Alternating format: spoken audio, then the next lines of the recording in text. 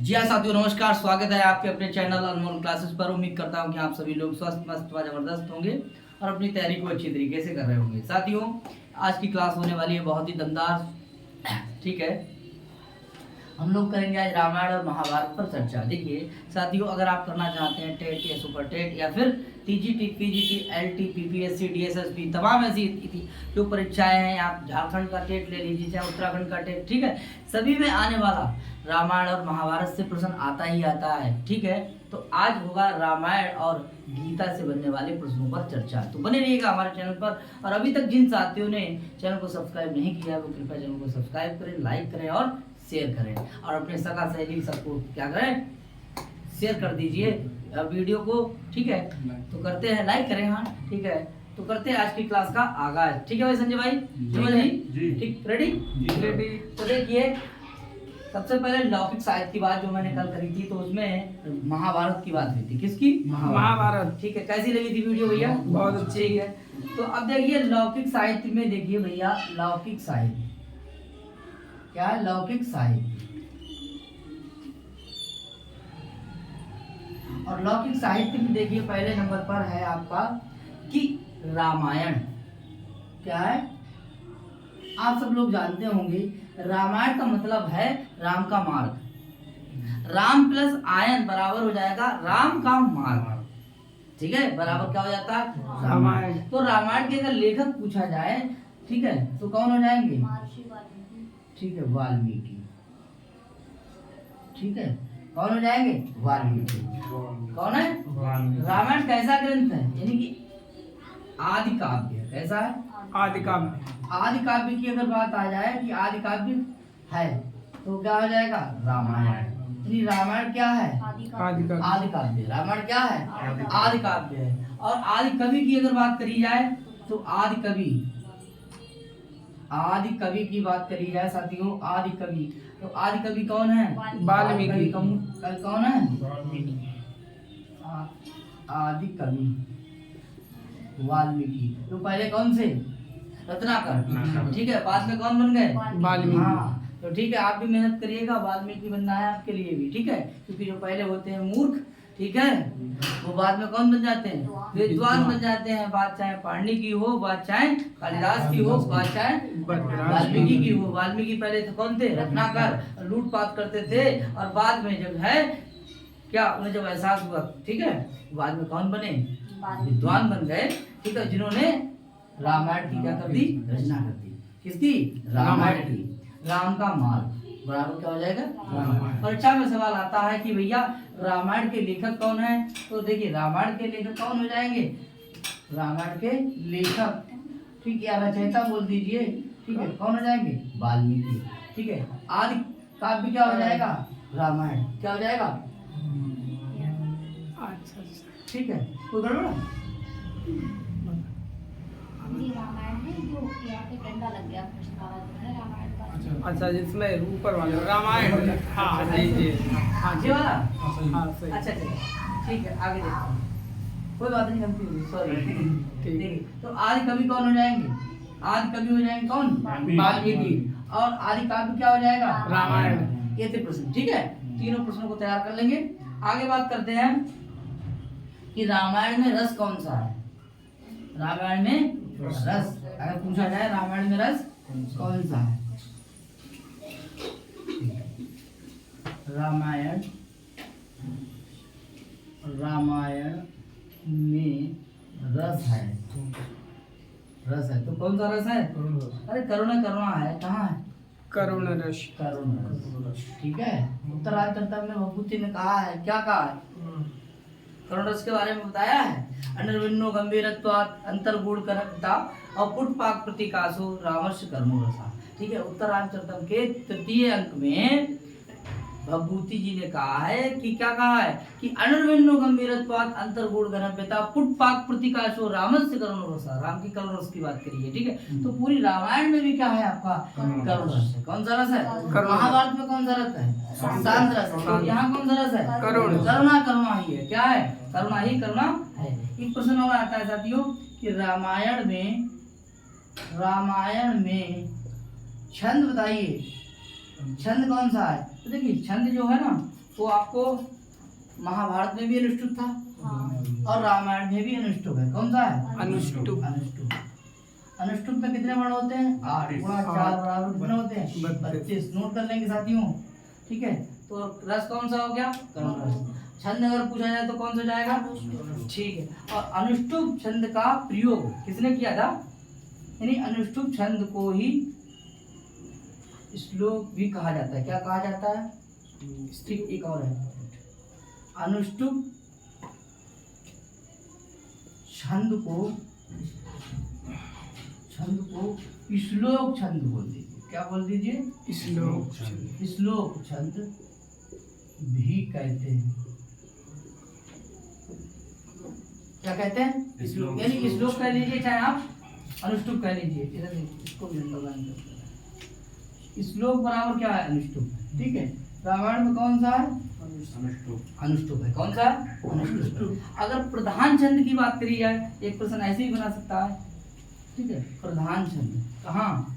रामायण में प्रधान छंद है तो कौन सा हो जाएगा भैया? तब भी आपका कौन सा हो जाएगा? अनुष्टुप। कोई दिक्कत? तो अनुष्टुप छंद है कहाँ? अगर प्रधान छंद की बात आए तो क्या हो जाएगा? अनुष्टुप छंद हो जाएगा। आगे बात करते हैं।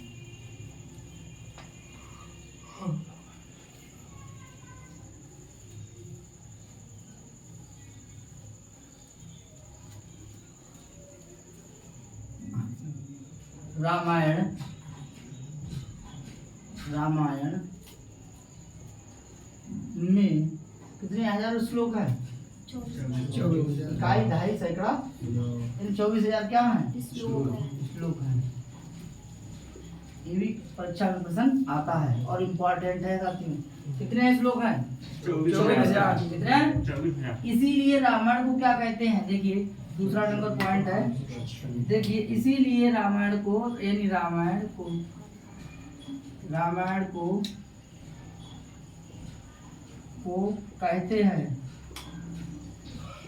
हैं तो क्या कहते हैं? चतुर्विंशति। क्या कहते हैं? चतुर्विंशति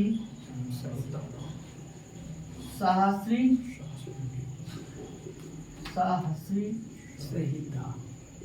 संहिता। चतुर्विंशति सहस्री संहिता। क्या कहते हैं? संहिता नहीं, संहिता। हाँ, संहिता माने समूह। यानी कि 24,000 श्लोकों वाला क्या? समूह बराबर क्या कहलाता है? रामायण कहलाता है। जिसमें कितने श्लोक हैं? 24,000। 24,000 श्लोक किसमें? रामायण में। और महाभारत में कितने? 1 लाख। पहले कितने थे? 8,800 तथा जय। फिर था भारत, कितने थे? 24,000। और उसके बाद में जब महाभारत बना तो बन गए थे कितने श्लोक? 1 लाख। 1 लाख श्लोकों वाला क्या है? महाभारत। और 24,000 श्लोकों वाला क्या है? रामायण। और इसीलिए रामायण को कहते हैं चतुर्विंशति सहस्री संहिता। चतुर्विंशति सहस्री संहिता। अब देखा जाएगा कि रामायण जो है जैसे महाभारत पर्वों में था, गीता अध्यायों में है, ऐसे ही रामायण जो है उसका विभाजन किसमें हुआ है? कांडों में। तो देखिए रामायण का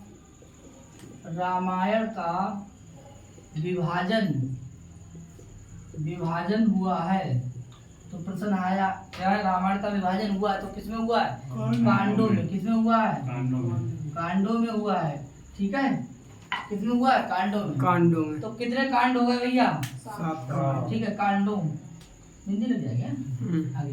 तो देखिए श्लोक कितने हो गए? 24,000। इसीलिए रामायण को क्या कहते हैं? चतुर्विंशति संहिता। रामायण का विभाजन किसमें हुआ? कांडों में हुआ। ठीक है, आगे बात करते हैं।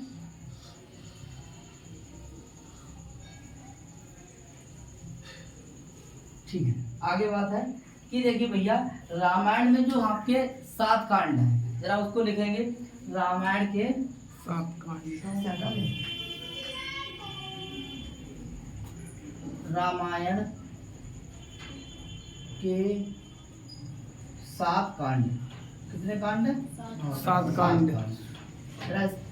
देखिए इस तरह से डालते हैं। देखिए सबसे पहले कांड कौन सा है? बाल कांड। कौन सा है? बाल कांड। अरे बालक भी तो थे। बाल कांड। ठीक है, उसके बाद जो है ये बालक जन्म हुआ। कहाँ हुआ था? अयोध्या में। तो दूसरा कौन सा हो जाएगा? अयोध्या कांड। अयोध्या कांड। अयोध्या कांड कौन सा हो जाएगा? अयोध्या कांड। और अयोध्या के बाद में कहाँ गए थे वो? राम। अरण्य कांड। अरण्य माने क्या होता है? वन। अरण्य। अरण्य कांड, इसको वन कांड कह लीजिए, ठीक है। तो कौन सा हो जाएगा? अरण्य कांड। अरण्य कांड या वन कांड। और वन के बाद में जब वन चले गए तो वहां उनकी मुलाकात किससे हुई? जब सीता जी की चोरी हो गई, सुग्रीव। और सुग्रीव कहाँ का राजा था? किष्किंधा का। तो देखेंगे चौथा कौन सा हो जाएगा? किष्किंधा कांड। किष्किंधा कांड। किष्किंधा कांड। और पांचवा कौन सा हो जाएगा? हाँ, तब उसके बाद में हनुमान जी से भेंट हुई, देखिए क्या? सुंदर कांड। क्या हो जाएगा? सुंदर कांड। बहुत पढ़ते होंगे लोग भाई, सुनते होंगे। सुंदर कांड। देखिए एक तरीके से जो है हनुमान जी का नाम क्या है, जिसमें हनुमान जी जाते हैं कहाँ? लंका में। तो हनुमान जी को सुंदर भी कहा है। क्या कहा है? हनुमान जी के लिए क्या कहा है? सुंदर। सुंदर कहा गया। क्या कहा गया है? सुंदर कहा गया। ये नायक है ना, ठीक है, क्लियर। तो ये सुंदर कांड हो गया। सुंदर कांड कौन सा है? पांचवा कौन सा हो जाएगा? पांचवा। छठा कांड कौन सा हो जाएगा? युद्ध कांड। क्या हो जाएगा? युद्ध कांड। और युद्ध कांड जो है इसके लिए कौन नाम आ जाता है? लंका कांड कहते हैं। क्या कहते हैं? लंका कांड। इसको ब्रैकेट में लिख लेंगे, लंका कांड। लंका कांड। लंका कांड। और लंका कांड के बाद आता है आपका सातवां उत्तरकांड। कौन सा है? उत्तरकांड। उत्तरकांड। इस तरीके से कितने कांड हो गए भैया? 7। याद कर लेंगे। बालक देखिए कहाँ जन्म हुआ? तो बालक ही तो था। बाद में देखिए कहाँ जन्म हुआ?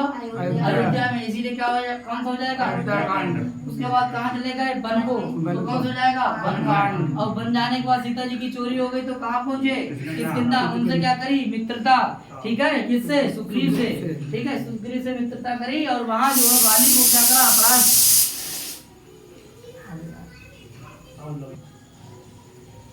ठीक है। तो देखिए कौन सा है? बालकांड। बोलो कौन सा है? बालकांड। बालकांड के बाद क्या है? अयोध्या कांड। अयोध्या कांड के बाद क्या है? अरण्य कांड। जोर से बोलो भैया, जोर से बोलो। जय माता दी।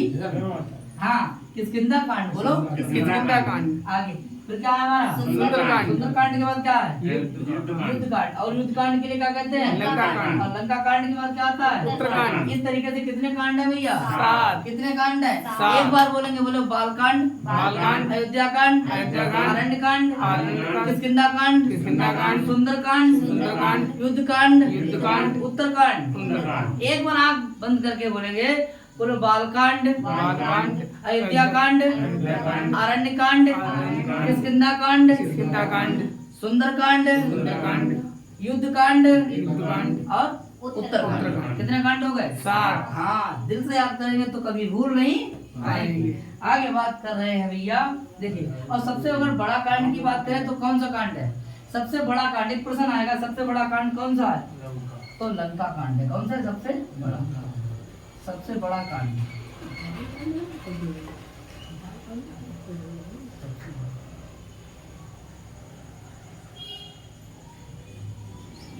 सबसे बड़ा कांड कौन सा है? लंका कांड। ठीक है, आगे देखिए। हो गया?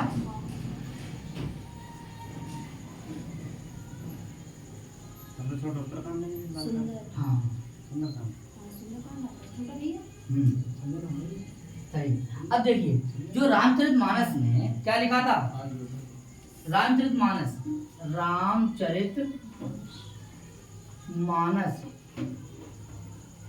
के लेखक कौन है? तो तुलसीदास। कौन है? तुलसीदास। तुलसीदास। कौन है? तुलसीदास। कौन है? तुलसीदास। ठीक है साथियों। दूसरा कौन है?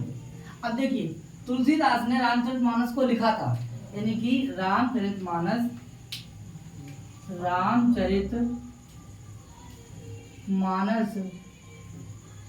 किस भाषा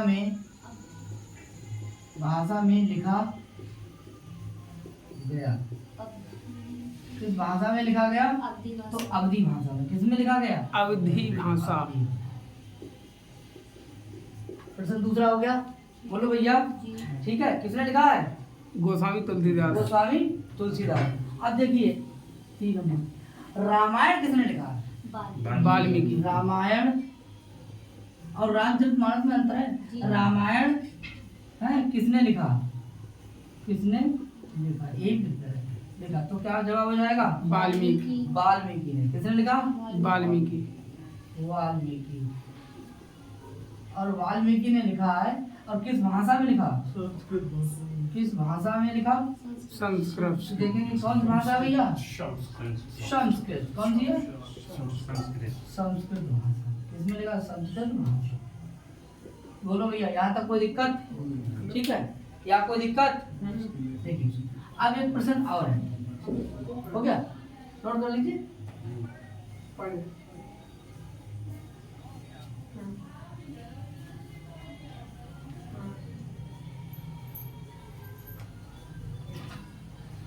संस्कृत में देखिए, संस्कृत भाषा में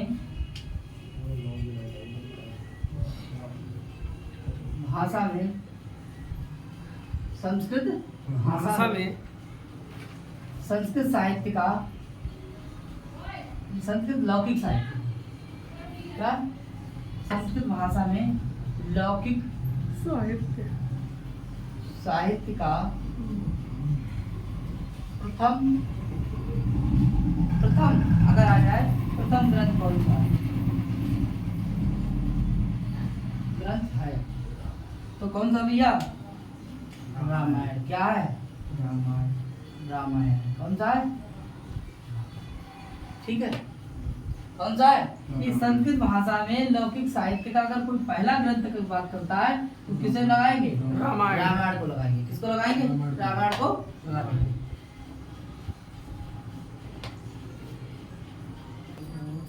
देखिए, लौकिक साहित्य का अगर प्रथम श्लोक की बात करी जाए, ठीक है, तो एक बहेलिया होता है, उसने क्रंच पंछी को मारा है। ठीक है, इस घटना को कौन देखता है? महर्षि वाल्मीकि।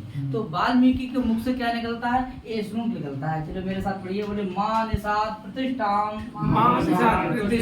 त्वम आगमा शाश्वती समा यत् क्रंच मिथुना एक अवधीम काम मोहितम। अर्थात हे निषाद, अपने काम मोहित इस क्रोंच पक्षी को मारा है। अर्थात तूने इस काम करते हुए, काम से मोहित यानी वो रति कीड़ा कर रहा था, इसको मतलब करते हुए जो पक्षी था, क्रोंच पक्षी था, वो क्या कर रहा था? कीड़ा कर रहा था, रति कीड़ा यानी काम से मोहित था, तो उसने वो कर रहा था, तो उस काम मोहित पक्षी को तूने क्या है? मारा है। अर्थात तू सदा के लिए प्रतिष्ठा को प्राप्त ना हो, तू सदा के लिए क्या ना हो? प्रतिष्ठा को प्राप्त ना हो, क्योंकि क्रोंच मिथुना माना जोड़ा, यानी क्रोंच पक्षी के जोड़े को तूने क्या है? मारा है। और कैसी अवस्था में मारा है? काम मोहित अवस्था में। फिर लोग दोनों क्या कर रहे थे? पक्षी प्यार कर रहे थे, और उसी अवस्था में जाकर के एक किसने? बहेलिया ने जाकर के बाण मारता है। तो इस घटना को कौन देखते हैं? तो करुणा से भराते हैं कौन? वाल्मीकि। तभी उनके मुख से ये श्लोक निकलता है। ठीक है, तो ये बहुत इंपॉर्टेंट है साथियों, नोट कर लेंगे। कौन सा है? एक बार फिर से बोल देंगे, बोले मानिषाद प्रतिष्ठाम त्वमागमा शाश्वती समा यत् क्रंच मिथुना एक अवधि काम मोहितम। ठीक है साथियों, अब इसके बाद बात करेंगे श्रीमद् भगवद गीता पर। किस पर चर्चा होगी? श्रीमद् भगवद गीता। श्रीमद् भगवद गीता। देखिए, गीता का अगर पूछा जाए कि गीता का अर्थ क्या? साथियों, गीता का अर्थ, तो गीता का अर्थ अगर पूछा जाता है तो क्या लगाएंगे भैया? बताओ संजय भाई। गीता का अर्थ गाई गई, कही गई। गीता का अर्थ, पहला प्रश्न है, गीता का अर्थ क्या हो जाएगा? बोले गाई गई या कही गई। गाई गई या कही गई। गाई गई या कही गई। गाई है, गाई गई या कही गई। ये क्या है? गीता। बोलो क्या है ये? गीता। कही गई या गाई गई क्या कहलाती है? गीता। गीता कहलाती है। क्या कहलाती है? गीता। अगर पूछा जाए कि इसके रचनाकार कौन है, इन गीता के रचनाकार कौन है, ठीक है, गीता के रचनाकार, गीता क्या है? श्रीमद् भागवत गीता के रचनाकार, गीता के रचनाकार कौन है? जिन्हें लिखे थे वेद, वो ये कौन? महर्षि वाल्मीकि। कौन है? वेद व्यास। कहाँ हो भैया? वेद व्यास कौन है? भटक रहे हो भैया। कौन है? वेद व्यास। वेद व्यास जी ने क्या लिखा? गीता लिखी। तीसरा प्रश्न है, ठीक है, कि इनके वक्ता, इसमें जो गीता में जो वक्ता है वो कौन है? गीता में वक्ता कौन बोलता है? तो देखिए साथियों, यहाँ भगवान श्री कृष्ण बोलते हैं। कौन बोलते हैं? भगवान श्री कृष्ण। भगवान श्री कृष्ण। कृष्ण, ठीक है। श्री कृष्ण वक्ता के रूप में कौन है? वक्ता के रूप में कौन है? श्री कृष्ण। आगे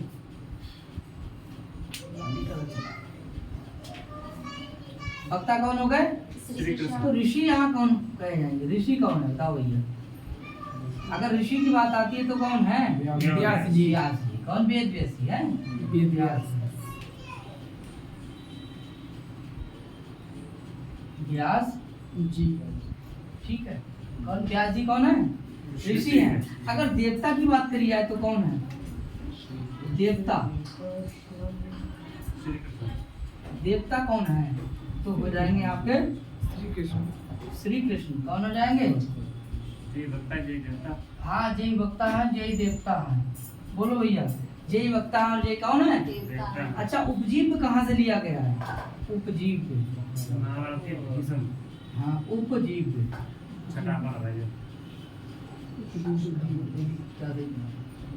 उपजीव ये कहाँ से ली गई है? ठीक है, तो है महाभारत के भीष्म पर्व। महाभारत के भीष्म पर्व से। किसमें? भीष्म। अच्छा, भीष्म पर्व जो है वो कौन सा है? छठा नंबर। हाँ, महाभारत के भीष्म पर्व से, भीष्म पर्व से ली गई है। ठीक है, तो समझ जाएंगे महाभारत के किस पर्व से? भीष्म पर्व से। अब देखेंगे एक प्रश्न और है कि इसमें गीता में अध्याय अगर पूछा जाए, क्या गीता में, गीता का विभाजन हुआ, गीता का अगर विभाजन की बात करेंगे अध्यायों में, किसमें हुआ है? अध्याय। ठीक है साथियों, तो एक बार फिर से नजर डालते हैं। देखिए, गीता का अर्थ क्या हुआ? गाई गई या कही गई।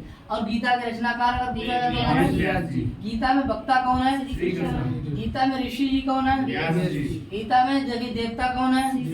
और गीता उपजीव कहाँ का है? महाभारत के भीष्म पर्व के छठे पर्व से। किस पर्व से? छठे पर्व। और इसका विभाजन किसमें हुआ था? अध्याय। यानी गीता जो है अध्यायों में बटी हुई है, और महाभारत जो है वो पर्वों में है, और रामायण जो है वो कांडों में। यानी रामायण में कितने कांड हैं? 7 कांड हैं। गीता में पर्व के अध्याय कितने हैं? 18 हैं। और महाभारत में पर्व कितने हैं? 18। ठीक है, क्लियर हो जाएगा।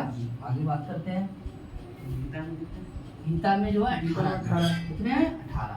आगे अभी लिखवा रहे हैं। गीता में अध्याय 18 हैं। क्या? नहीं, वो अलग है।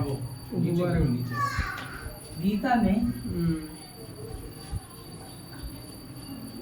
18 अध्याय। कितने अध्याय हैं? 18 अध्याय। अंडरलाइन कर लेंगे, कितने हो जाएंगे? 18। जैसे वहाँ 1 लाख श्लोक थे, कहाँ? महाभारत। ठीक है, 24,000 कहाँ थे? रामायण। तो गीता में कितने अगर श्लोक हैं? 700। हाँ, गीता में श्लोक तो कितने बताएंगे आप? 700। कितने हो जाएंगे? 700। यही प्रश्न आएंगे साथ में, कितने हो जाएंगे? 700 श्लोक। 700 श्लोक। 18 क्या हो गए? अध्याय। ठीक है, और इसकी गणना किसमें होती है? देखिए, गीता की गणना किसके अंतर्गत आती है? बताओ भाई और भाई। हाँ, गीता की गणना होती है, अच्छा गिनी जाती है, तो किसके अंतर्गत गिनी जाती है? प्रस्थान त्रयी के अंतर्गत, प्रस्थान और त्रयी के अंतर्गत आती है, प्रस्थान त्रयी के अंतर्गत आती है। क्लियर? गीता किसके अंतर्गत आती है?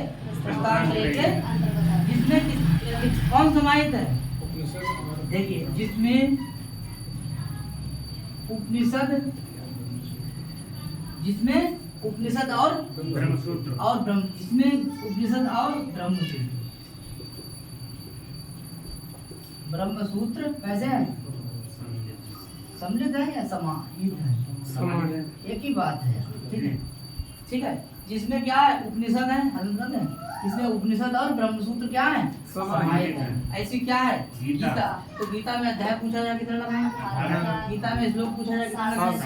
गीता में गणना किसके अंतर्गत आती है? प्रस्थान, जिसमें उपनिषद और ब्रह्मसूत्र कैसे हैं? समाहित। ऐसी वो क्या है? गीता है। अब जिसमें देखिए 3 मार्ग है। कितने मार्ग हैं? 3। देखिए, इसमें 3 मोक्ष मार्गों का क्या है? समन्वय है। इसमें देखिए, इसमें मतलब गीता में तीनों क्या है? तीनों मोक्ष मार्ग। कितने हैं? मोक्ष मार्ग कितने मोक्ष मार्ग हैं? 3। कौन कौन से हैं भैया? एक है कर्म, क्या है?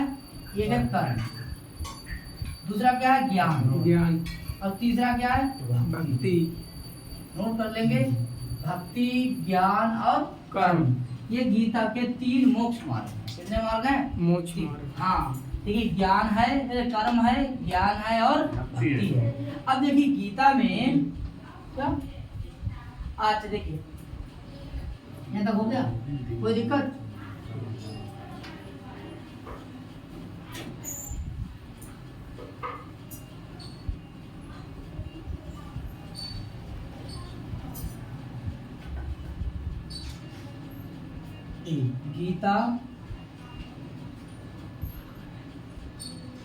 गीता में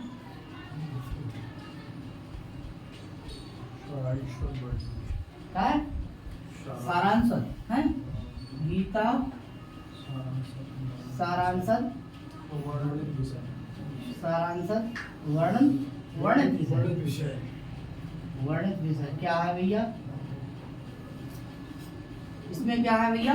देखिए, इसमें कर्म योग है। ठीक है, वही बात है। क्या है? कर्म योग है, भक्ति योग, ज्ञान योग है, और क्या है? भक्ति योग। क्या है? खाली अपने योग ठीक है, क्या हो जाएगा?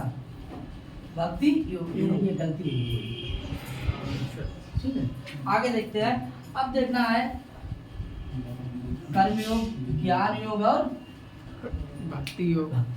आचार्य शंकर ने गीता को, देखिए आचार्य शंकर ने गीता को क्या बताया? आचार्य शंकर ने, कठिन है ना? आचार्य शंकर ने गीता को बताया है, क्या बताया है? बोले ये दुर्विज्ञ शास्त्र है। कैसा है? दुर्विज्ञ। इसे जानना थोड़ा कैसा है? कठिन है। ठीक है, दुर्विज्ञ शास्त्र क्या है? क्या है गीता? इनने माना है, इनने कहा है कि थोड़ा कठिन है। कैसा है? कठिन है। कौन कह रहे हैं? आचार्य शंकर। आचार्य कौन है? शंकर। ठीक है,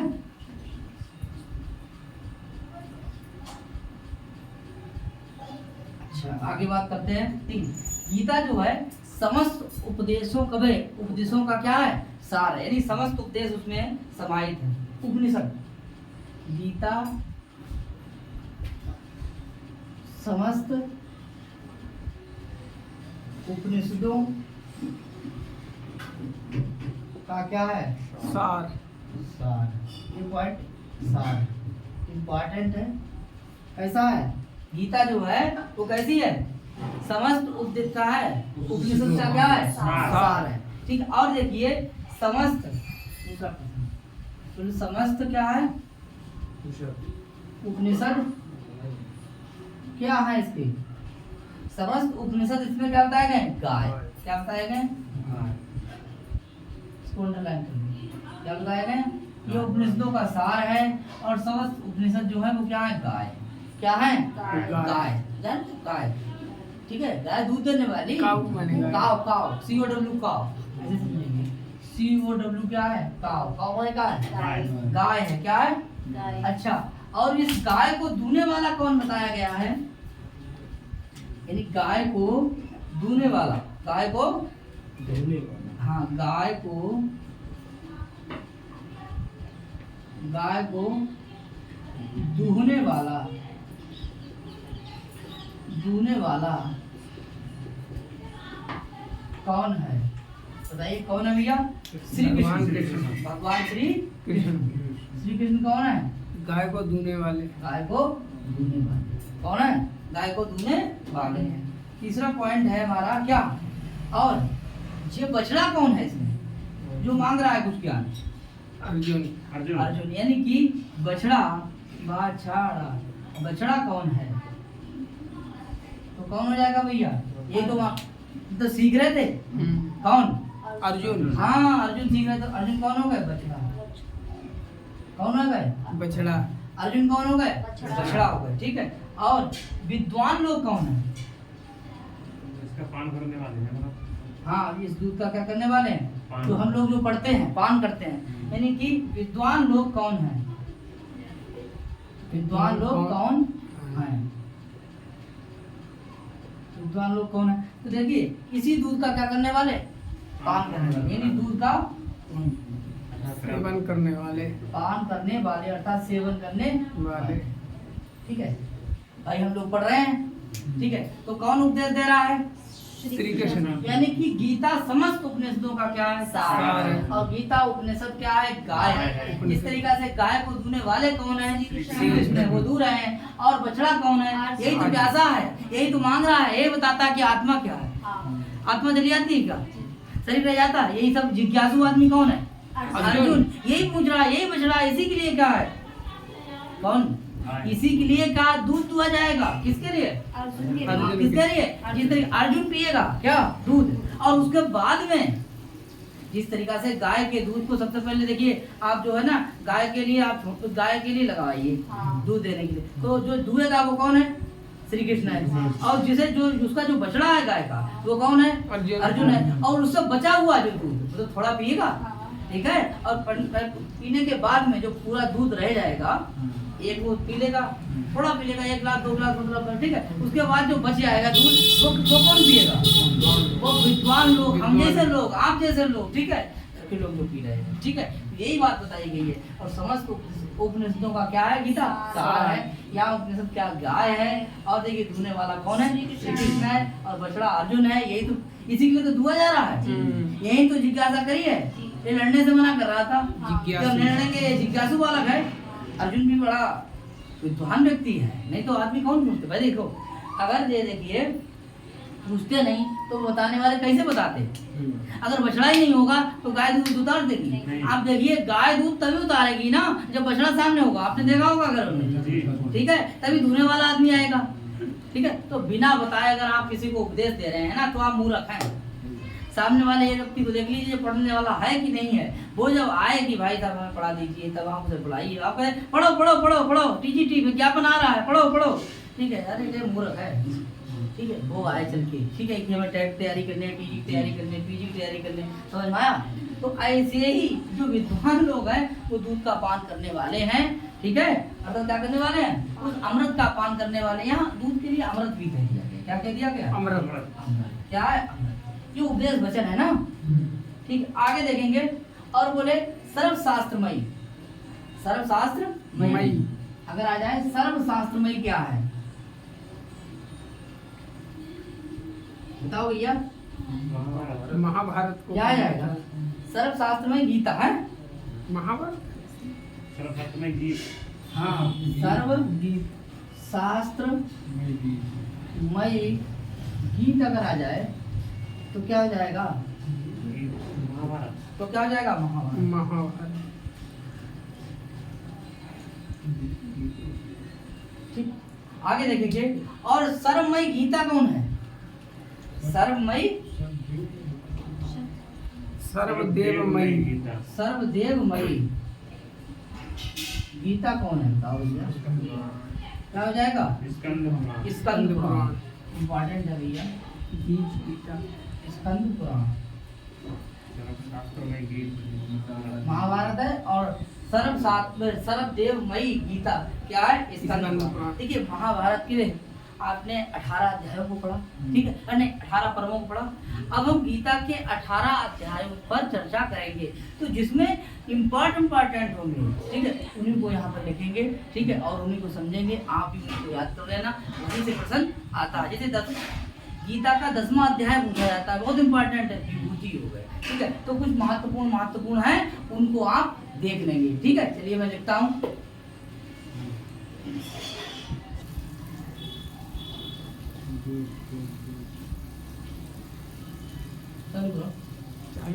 गीता के 18 अध्यायों की, ठीक है, गीता के 18 अध्यायों की चर्चा, ठीक है। तो देखिए पहला क्या है? अर्जुन विषाद योग। क्या है? अर्जुन विषाद योग। पहला कौन सा है? अर्जुन विषाद योग। देखिए ये भी बहुत इंपॉर्टेंट है और ये आता है, ठीक है। कौन सा? अर्जुन विषाद योग। पूछ लिया जाता है परीक्षा में कि अर्जुन विषाद योग जो है ये 18 अध्यायों में पहला है कि दूसरा है? तो पहला है। कौन सा? पहला है। ये बहुत इंपॉर्टेंट है कि पहला है कि दूसरा है, तो इसको आप अंडरलाइन कर लेंगे, ठीक है। ये कैसा है? पहला। दूसरा क्या है? सांख्य योग। देखिए ये भी बहुत इंपॉर्टेंट है, ये भी परीक्षा में प्रश्न बना ही दिया जाता है कि गीता के दूसरे अध्याय का नाम क्या है? तो क्या लगाएंगे? सांख्य योग। मोस्ट इंपॉर्टेंट है, ठीक है। और इसके बाद आता है आपका क्या? बोले कर्मयोग। कौन सा आता है? कर्मयोग। ये भी आपका बहुत इंपॉर्टेंट है, ठीक है। इसके बाद बात करते हैं ज्ञान कर्म संन्यास योग। ज्ञान कर्म संन्यास योग ये भी आपका बहुत इंपॉर्टेंट है। 4 नंबर, यानी कि 1 2 3 और 4, ये 4 जो हैं इतने इंपॉर्टेंट है, बहुत इंपॉर्टेंट है, ठीक है। उसके बाद आता है कि ज्ञान विज्ञान योग। ज्ञान और विज्ञान योग ये बहुत इंपॉर्टेंट है। वैसे देखिए कर्म संन्यास योग ये है, और आत्म संयम योग ये भी है, लेकिन ये इतने इम्पॉर्टेंट नहीं है। मैंने इम्पॉर्टेंट की बात करी है, तो देखिए इम्पॉर्टेंट और इम्पॉर्टेंट, ठीक है, ये इतने आते हैं, ठीक है। फिर आता है ज्ञान विज्ञान योग, ये बहुत इम्पॉर्टेंट है, ठीक है। आगे इसके बाद आता है विभूति योग। कौन सा है? विभूति योग। देखिए साथियों पीजीटी की परीक्षा में पूछा गया था, ठीक है, यूपी में पीजीटी की परीक्षा में पूछा गया था कि गीता के 10वें अध्याय का नाम क्या है, ठीक है। इसीलिए मैं अब बता रहा हूँ कि भैया पहले अध्याय, दूसरे अध्याय, तीसरे अध्याय और चौथे अध्याय, ये 4 जो है बना दिया जाता है यहाँ से प्रश्न, और 10वें अध्याय और 7वें अध्याय, ठीक है। तो 10वें अध्याय का नाम पूछा जाएगा तो क्या बताएंगे? विभूति योग। कौन सा हो जाएगा? विभूति योग। और अगर आ जाए कि विश्व रूप दर्शन योग, ये भी थोड़ा इम्पोर्टेंट है, ये भी पूछ लिया जाता है कि विश्व रूप दर्शन जो है वो कौन से अध्याय है, तो आपका हो जाएगा 11वां अध्याय। और देखिए भक्ति योग जो है ये भी आपका इम्पोर्टेंट की श्रेणी में आता है, और ये सबसे छोटे की भी श्रेणी में आ जाता है। क्या कि सबसे छोटा क्या है अध्याय? तो भक्ति योग है। कौन सा है? भक्ति योग है, और ये बहुत इम्पोर्टेंट भी है। इसके आगे कौन सा है? क्षेत्र के विभाग योग। ये इतना इम्पोर्टेंट है या नहीं? इतना इम्पोर्टेंट नहीं है। गुण त्रय विभाग योग, ये भी इतना इम्पोर्टेंट नहीं है। इसी साथियों ये आपका जो है ना पुरुषोत्तम योग, ये देखिए सबसे छोटा की गिनती में भी ये भी है और ये भी है, ठीक है। ये दोनों छोटे की गिनती में आते हैं, ठीक है। तो आपका ये भी बहुत इम्पोर्टेंट है, और यहाँ से भी आ जाता है कि 15वां अध्याय है। कौन सा? 15वां। अब है देवा असुर संपदवी भाग योग, ठीक है। ये जो है ना उसके बाद में क्या है? श्रद्धा त्रय विभाग योग, ठीक है। और इसके बाद में आता है आपका मोक्ष संन्यास योग। तो देखिए ये 18वां नंबर जो है, ये देखिए ये बहुत इम्पोर्टेंट है। कौन सा? मोक्ष संन्यास योग। इस तरीके से हमने गीता के 18 अध्यायों की चर्चा करी, जिसमें अर्जुन विषाद योग पहला है, सांख्य योग दूसरा है, और सकर्म योग तीसरा है, ज्ञान कर्म संन्यास योग चौथा है। ये 4 याद कर लीजिए। फिर ज्ञान विज्ञान योग है, विभूति योग है, विश्व रूप दर्शन है, भक्ति है, और उसके बाद में पुरुषोत्तम है, और पुरुषोत्तम के बाद मोक्ष संन्यास योग। 1 2 3 4 5 6 7 8 9 10 18 में से आप सिर्फ 10 को याद कर लीजिए, परीक्षा में फंस जाएगा। ठीक है, अगर प्रश्न बनाएगा तो ये 10 में से प्रश्न बना देगा। ठीक है साथियों, आगे बात करते हैं। देखिए ये है आपकी महत्वपूर्ण सूक्ति, कहाँ की? गीता की। ठीक है, गीता में सूक्ति पूछ ली जाती है साथियों। ठीक है, आप इसे नोट कर लेंगे। ठीक है, गीता में सूक्ति पूछी जाती है कि योगा कर्म सु कौशलम। अगर पूछा जाए कहाँ की सूक्ति है, ठीक है, योग ही कर्म कौशलम, यानी कर्म सु कौशलम है। ये देखिए योगा कर्म सु, सही पढ़ रहा हूँ लेकिन गलत।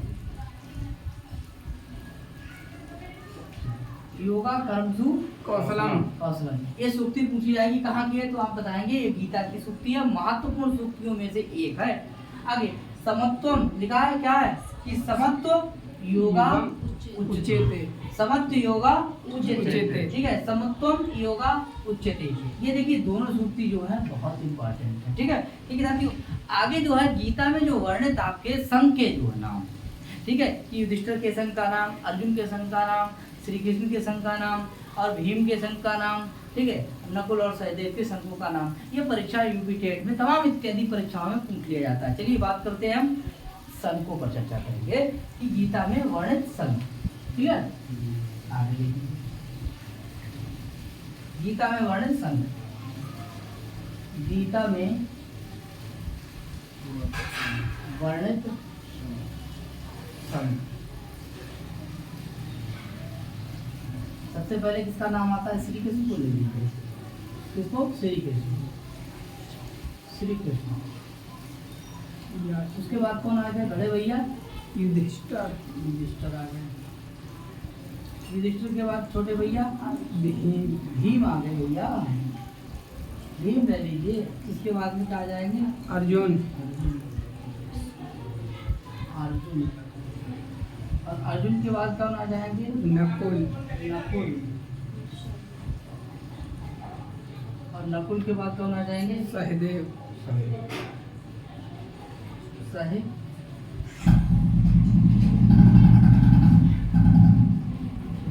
अब देखिए इनके श्री कृष्ण के संघ का क्या नाम है तो देखिए 5 जन, क्या नाम है?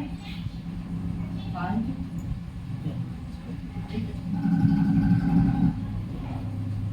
क्या नाम है? 5 जन। अरे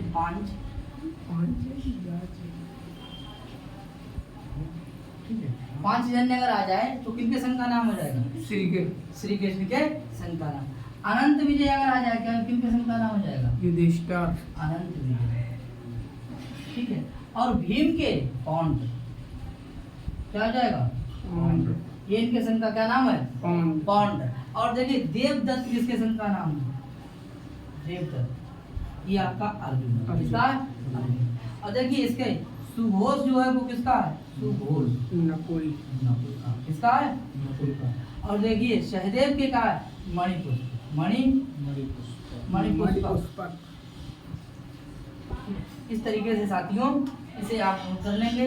देखिए अगर आता है कि श्री कृष्ण के संघ का नाम क्या है तो 5 जन है, युधिष्ठिर के संघ का नाम अनंत विजय है, और भीम के संघ का नाम पौंड है, और देखिए अर्जुन के संघ का नाम देवदत्त है, और नकुल के संघ का नाम क्या है? सुघोष है, और सहदेव के संघ का नाम क्या है? मणिपुष्प है। ठीक है, तो साथियों ये थे आपके संघ, बहुत इंपॉर्टेंट। इसके बाद भी कुछ चर्चा करेंगे कि गीता के द्वितीय अध्याय का नाम क्या है। फिर से एक बार देखेंगे जो इंपॉर्टेंट द्वितीय अध्याय का नाम, द्वितीय अध्याय का बताओ भैया क्या है? सांख्य। सांख्य बहुत इंपॉर्टेंट है और परीक्षा में बना दिया जाता है यहाँ से प्रश्न। सांख्य कौन सा है? सांख्य। हाँ नोट कर लेंगे। ठीक है, और कहाँ नोट करेंगे? दिल। दूसरा प्रश्न क्या होता है कि गीता के 10वें अध्याय का नाम क्या है? गीता के 10वें अध्याय का नाम बहुत इंपॉर्टेंट है, इसीलिए मैं लिख रहा हूँ यह विभूति योग। क्या है? विभूति योग। विभूति योग। ठीक है। और तीसरा प्रश्न हो जाएगा, तीसरा प्रश्न हो जाएगा गीता में सबसे बड़ा अध्याय। गीता में, गीता का सबसे बड़ा अध्याय, गीता का सबसे बड़ा अध्याय का नाम क्या हो जाएगा भैया? मोक्ष मोक्ष संन्यास योग। क्लियर? मोक्ष संन्यास योग। अच्छा, गीता का सबसे छोटा अध्याय, गीता का सबसे छोटा अध्याय। ठीक है, छोटे अध्याय में 2 अध्याय है। कौन से? एक आपका कौन सा है? भक्ति योग। योग और दूसरा क्या है आपका? पुरुषोत्तम योग। पुरुषोत्तम योग। तो कौन सा? ये 12वें नंबर का है और ये 15वें नंबर पे है। क्या है? पुरुषोत्तम योग। पुरुषोत्तम योग। क्लियर साथियों? ठीक है, तो गीता का सबसे छोटा अध्याय की बात होगी तो क्या हो जाएगा? भक्ति योग या पुरुषोत्तम योग। अब देखिए साथियों कि गीता शब्द जो है वो किस लिंग में है। गीता शब्द, गीता शब्द किस, यानी गीता शब्द का लिंग। तो गीता शब्द कौन से लिंग में है? स्त्रीलिंग। ठीक है साथियों, आगे गीता महाभारत के किस पर्व से है? गीता महाभारत के किस पर्व से है? भीष्म पर्व। भीष्म पर्व से। किस पर्व से है? भीष्म पर्व। और गीता पर जो है सर्वाधिक प्राचीन टीका यानी भाष्य, टीका को ही भाष्य कहते हैं। आगे देखिए भाष्य। हाँ, आगे देखते हैं कि गीता पर सर्वाधिक प्राचीन भाष्य लिखा था। भाष्य लिखा है, किसने लिखा है भैया? ये लिखा है शांकर भाष्य। क्या लिखा है? शंकर भाष्य। शांकर भाष्य। शांकर भाष्य। ठीक है, क्या लिखा है? शांकर भाष्य। तो ये थे आपके गीता से बनने वाले कुछ महत्वपूर्ण पॉइंट। साथियों, इसी तरीके से हम लोग गीता के बाद थोड़े पुराण पर चर्चा करेंगे, उसके बाद एक एक कवियों पर चर्चा करेंगे। ठीक है, और उसके बाद तुरंत हम लौकिक व्याकरण पर चर्चा करेंगे। तो साथियों, हमारे चैनल पर बने रहिएगा। उम्मीद करता हूँ कि आपको बेहतरीन से बेहतरीन कंटेंट देने का प्रयास करूंगा। नमस्कार करता है। राधे राधे। जय श्री राम।